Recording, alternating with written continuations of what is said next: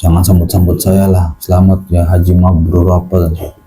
Bahwa kami sekeluarga belum makan 3 hari, menerima ketika memiliki dan menerima ketika melepaskan. Dulu ada orang Kufah namanya Abdullah bin Mubarak, dia santri, dia ulama, jalan kaki dari Irak menuju ke Mekah, tujuannya untuk naik haji. Tetangga-tetangganya tahu semua dia berangkat haji. Berangkatlah dia haji dengan kuda, dengan keledai, bersama pikulannya, makanan apa dan sebagainya. Dia berangkat sampai di suatu kota, dia menemukan ada perempuan yang lagi ngambilin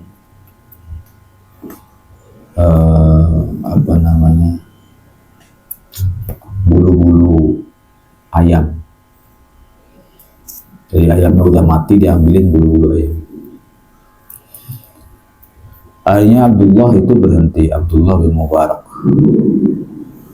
Ngapain? Itu ayam bener apa bangkai? Kemudian perempuan itu jawab, bangkai. Mau saya makan malahan sama keluarga saya. Nah, kemudian kaget tuh, kok di sini ada ya? Katanya kotanya kota Islam, kota ilmu, tapi ada perempuan yang sampai-sampai makan bangkai dengan anak-anaknya. Diingetin terus sama Abdullah bin Mubarak, nggak boleh, haram. Urus aja dirimu sendiri, kata si istri. Bukan istri, kata perempuan, urus aja dirimu sendiri, jangan mengurus urusan saya. Diingetin terus. Akhirnya sang perempuan itu menjawab bahwa kami sekeluarga belum makan 3 hari karena nggak punya uang. Apalagi yang harus kami makan kalau bukan bangkai. Tambah kaget kan Abdullah. Akhirnya Abdullah menuju ke tempat keledainya tadi, bawa keledainya beserta pikulan-pikulan. Akhirnya Abdullah bilang, ya sudah Bu, ini keledainya buat ibu, bawaan-bawaannya, makanan-makanan pun buat ibu.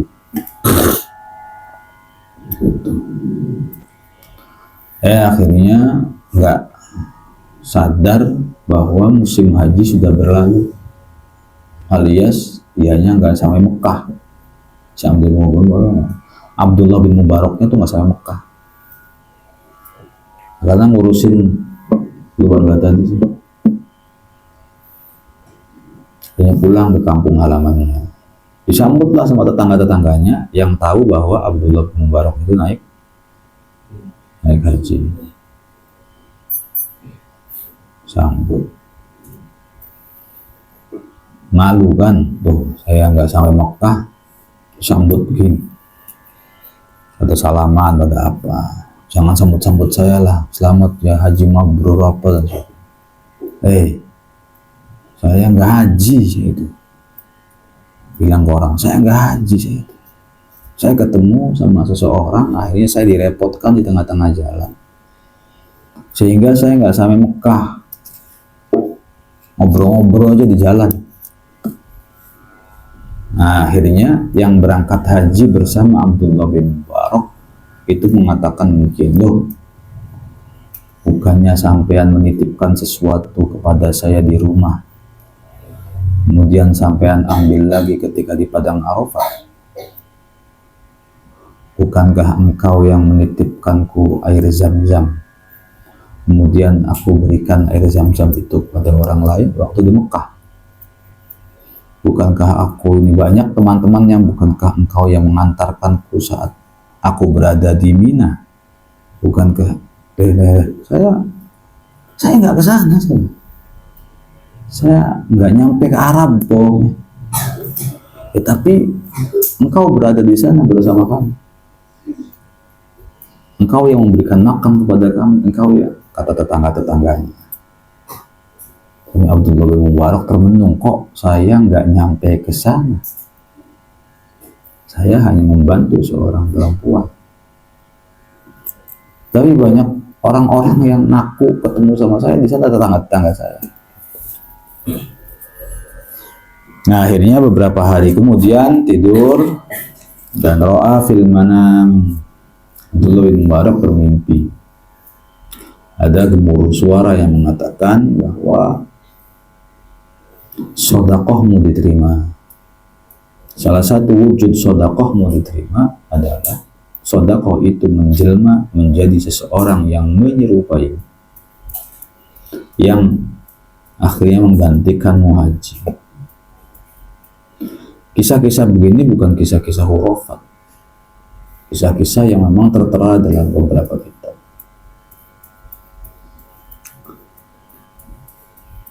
Namanya juga ada yang kalau misalnya rantai turun dari emas, apa sih, terserah mau percaya atau enggak. Tapi kalau yang menceritakan itu para ulama bersanad, ya mau nggak boleh percaya. Jadi sodakoh itu luar biasa. Ini jangan karena saya kan masih santri, belum cari uang, butuh jajan. Sodakoh tidak harus nunggu orang itu punya uang dan bekerja. Yang namanya ahli sodakoh adalah watak dan karakter. Kalau memang pelit, ya kau pelit. Kalau memang dermawan, ya kau dermawan. Belum bekerja pun engkau akan dermawan. Belum punya pekerjaan, belum punya usaha, belum punya toko, kalau watak dan karaktermu adalah ahli sodakoh, engkau akan suka memberi sesuatu pada orang lain. Kau belum bekerja, kau belum punya uang, kau belum buka toko. Kalau memang watak kamu dari kecil itu nggak pernah kasihan sama orang lain, cuek-cuek saja ketika ada teman yang nggak punya uang, itu adalah watakmu sampai kapanpun. Maka bukan merubah kita dari nggak punya uang menuju ke punya uang, tapi rubah diri kita dari karakter yang pelit menuju kepada karakter yang derma, yang dermawan. Hilang duit 5.000 diributin ke sana ke sini ke sana ke sini, nggak begitu. Ya, sendal digosok sama teman dijadi masalah besar dan lain sebagainya. Rubah karakter kita agar santai, tenang, nggak sampai uang itu menjadi sebuah prioritas. Kalau persoalan kehilangan, ya setiap manusia juga punya kehilangan. Ya, cuman kalau di pondok atau kehilangan, ya tetap salah. Si maling ya tetap salah, dosa, azan nanti.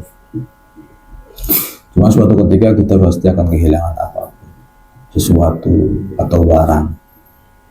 Maka yang paling baik adalah persiapkan diri untuk menjadi seseorang yang qanaah, menerima ketika memiliki dan menerima ketika melepaskan.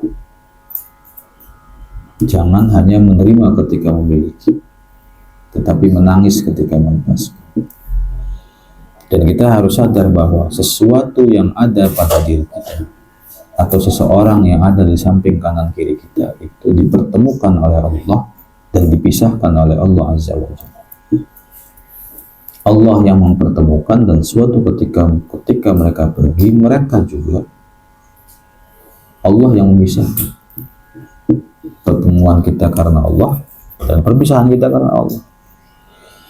Begitu juga barang, mau handphone atau sendal atau suatu ketika motor.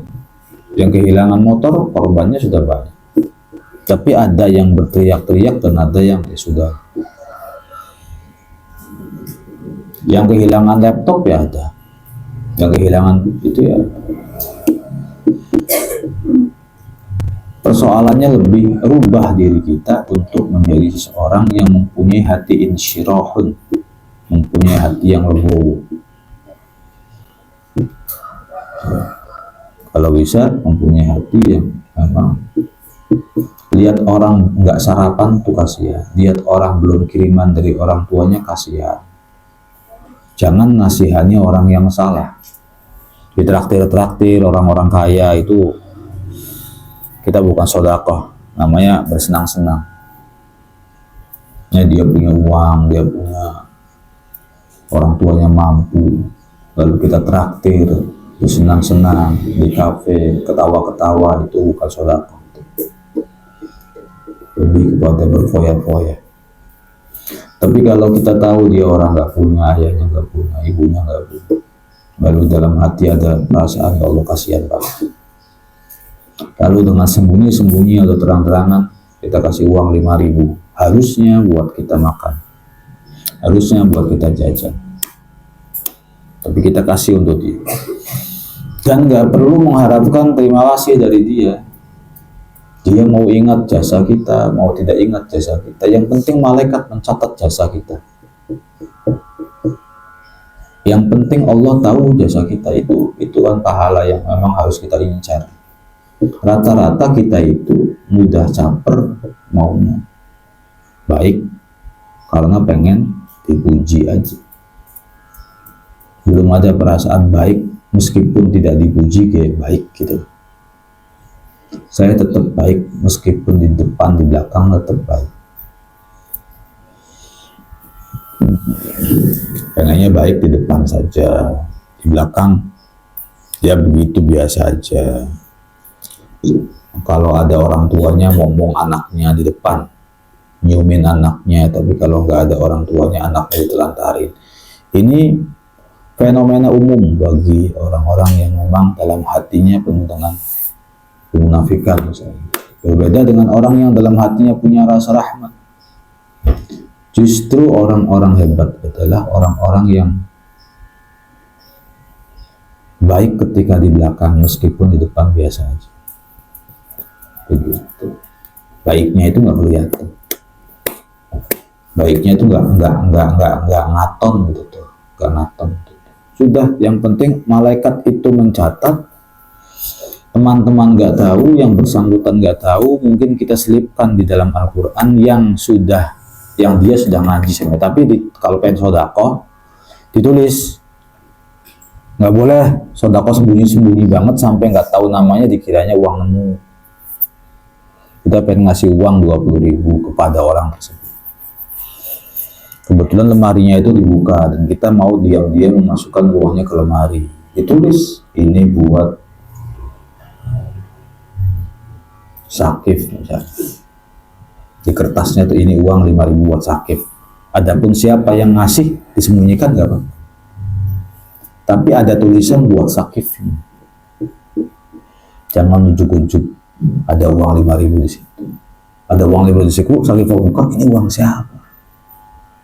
Kalau Sakifnya orangnya warok dan tidak mau mengambil sesuatu yang haram, itu uang jadi mubazir gitu. Bukan milik saya, bukan punya saya. Beda kalau Sakifnya mau halal mau haram, yang penting duit, ya beda cerita. Tapi ini ada orang yang tipenya enggak mau halal, ini halal apa enggak sih, kok ada barangkali ada uang nitip tak, barangkali ada uang. Ya sembunyi-sembunyi sodako itu tidak apa-apa. Kita tidak ngasih namanya tidak apa-apa, tapi tertuju ke siapa. Atau bahasanya, Mas, ini uang buat jajannya 5.000, maaf sedikit. Dikasih surat. Budayakan seperti itu, rasa rahmat tuh ada buat orang yang memang tidak punya, nggak bisa sarapan. Oh, jajannya sehari 20.000, 25. Bukan santri sejati. Santri sejati itu ya, kalau jajan 10.000, seenggaknya 5.000. Kalau ada waktu 2.000 atau 1.000, uang 300.000 bisa ditabung buat apa? Buat memproduksi produksi perut yang keluar bukan sesuatu yang mulia, tapi kalau ditabung beberapa tahun bisa beli kita kandel-kandel, bisa beli motor, sampai bisa beli kendaraan, bisa membuat modal. Inna ma'al usri yusra. Kalau kita aja yang habisin uang buat perut, ya pulang-pulang nggak dapat apa. Jadi disisakan ada uang darurat gitu. Orang tua ngasih uang 300.000 per bulan, 400.000, 100.000-nya itu buat uang darurat, 100 uang darurat, 300 uang darurat. Ya kalau bisa jajan 5.000 per hari, ya hebat. 150.000 per bulan, ada sisa 150.000 buat uang apa kayak apa barangkali. Jadi apa-apa tuh nggak minta sama orang tua, dari uang itu sendiri saja udah cukup. Udahlah gitu, 400.000 nelpon lagi sama orang tua, jadi kayak nggak ada hemat-hematnya Bu. Montok kan bukan hanya sekedar kita berkembang ilmunya, kita harus berkembang dari sisi psikologinya juga. Kalau masih cengeng, masih apa ya, berarti terlihat belum ada perubahan. Tapi kalau misalnya bagus, akhlaknya baik, maka lihat tuh tadinya montok tuh sebelum montok boros, tapi setelah montok tuh hemat. Dia orang tua tuh lihatnya sedep. Tapi kalau sebaliknya, sebelum montok mah jajan 10.000, pas montok jajan 30.000. Jadi bukan tambah baik, tapi tambah menghambur-hamburkan uang, sehingga tidak terlihat bahwa dia itu seakan-akan ngerti agama. Dia ngerti agama, ya hataman, ya apa, tunjukkan bahwa dia secara akademis, tunjukkan juga secara akhlak. Nah, salah satunya ya derma. Wallahu a'lam.